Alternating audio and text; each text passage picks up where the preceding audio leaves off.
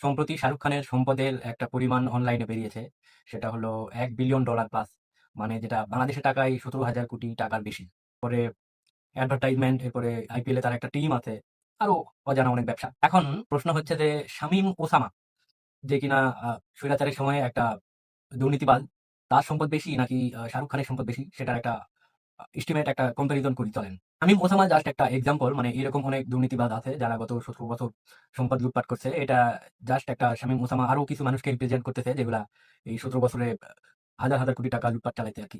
সব খবর বা লুটপাটের পরিমাণ তো আসলে মানুষ জানবে না বা অনলাইনে আসা সম্ভব না, কারণ এটা আসলে গোপন জিনিস, লুটপাট করার জিনিস। তো বড় বড় যে লুটপাট গুলা গণমাধ্যমে আসছে সেগুলা একটু চলেন দেখি। শুরুর দিকে ছিল আব্দুল হাই বাচ্চুর বেসিক ব্যাংক কেলেঙ্কারি, যেখানে 4,000 কোটি টাকার মতো সরাইতে আর কি। এরপরে পাপুল নামে একজন ছিল যে কুয়েতে মানে আটক হয়েছিল আর কি পরবর্তীতে।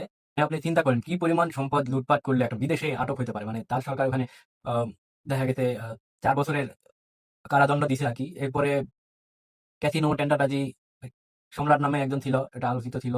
এরপর এস আলম গ্রুপ 1 বিলিয়নের মতো প্রাথমিকভাবে সরাইছে। 10-12টা ব্যাংক মোটামুটি একবারে দেউলিয়া হয়ে গেছে। 10-12টা ব্যাংক আপনি চিন্তা করেন। ওসামাকে একটা এক্সাম্পল হিসেবে ধরছি, তার সম্পদের পরিমাণ আসলে যেগুলো খবর লিক হইতে সেগুলাতে আসলে কত পরিমাণ হয় আসলে।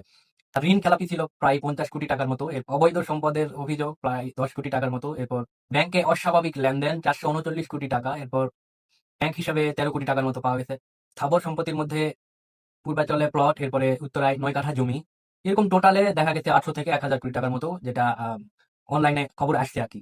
এই 17 বছরে টোটাল দেশ থেকে কত টাকা লুটপাট বা সরানো হয়েছে সেটা এস্টিমেট একটা খবর আসছে, আপনারা জানেন। তো এই শামীম মোসামার মতো ধরেন যে দুর্নীতিবাদ $1 বিলিয়ন লুটপাট করেনি, এটা আসলে হতেই পারে না আমার কাছে মনে হয়। কারণ কি যে আমি একটা শুনছিলাম, মানে সিটি কাউন্সিলর, আপনি চিন্তা করেন একজন সিটি কাউন্সিলর 2 থেকে 3 হাজার কোটি টাকার মতো মালিক এভারেজ। এখানে মেয়র কত হতে পারে আপনি চিন্তা করেন। এরপরে এমপি, এরপরে মন্ত্রী। তো যত $1 বিলিয়ন সরানো হয়েছে সেখান থেকে $1 বিলিয়ন এই ধরেন শামীম ওসামা সরাইছে, এটা অস্বাভাবিক কিছুই মনে হয় না আমার কাছে। আমার জানা মতে অ্যাটলিস্ট 4-5টা দেশে তার হচ্ছে সম্পদ আছে বা বাড়ি ঘর করছে সে। মানে জানা মতে, অজানা কত সেটা সেটা তো আল্লাহ ভালো জানে। আসলে শাহরুখ খান মানে তার ক্যারিয়ারে প্রায় 33 বছর পার হয়ে গেল। মানে সে এত মেহনত, এত কষ্ট করার পরে এতগুলা টাকার মালিক হয়েছে। আর এদিকে দেখা গেছে যে লুটপাট করে, দুর্নীতি করে শামীম ওসামা সেই পরিমাণ সম্পদের মালিক। মানে শাহরুখ খানের একটা সবচেয়ে পপুলার বা লম্বা সময় চলা একটা সিনেমার নাম হচ্ছে দিলওয়ালে দুলহানিয়া লে যায়েঙ্গে। এটা 90 দশকের একটা সিনেমা। তো আর শামীম ওসামা এদিকে দিলওয়ালে টেন্ডার লে যায়েঙ্গে করেই তার মতো বড়লোক হয়ে গেছে, সম্পদের মালিক হয়েছে। আসলে এই পয়সা কতদিন থাকবে কোনো গ্যারান্টি নাই। আল্লাহ হয়তো ছাড় দেন কিন্তু ছেড়ে দেন না। যেটাই হোক, কেস আবি বাকি হ্যায় ওসামা।